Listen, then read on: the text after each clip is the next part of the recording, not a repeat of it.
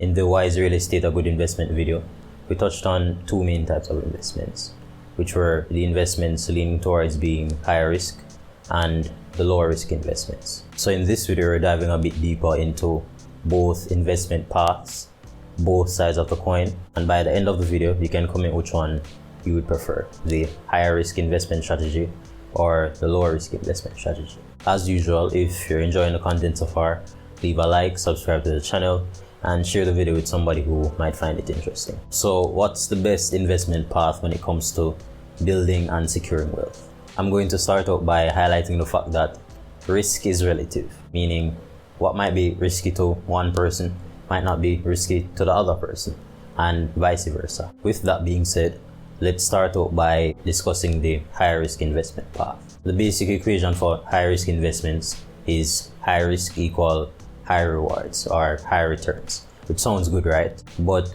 analyzing even further, it's high risk, meaning it's risky, meaning the chances of losing out on that investment is also very high. So the upside or the advantage of high risk investments is that there's a higher potential for significant returns or significant rewards. And then the downside or the disadvantage is that the chances of losing out or the potential of losing out is also very high. And some of the most notable high risk, high return investment paths are, for example, cryptocurrency or the foreign exchange market. And it makes sense, right? Because these are investments that depend on or act as a direct representation of fluctuations in the economy, which would also suggest that it's unpredictable, hence the name high risk. So that's something to take into consideration. So we discussed high risk investments.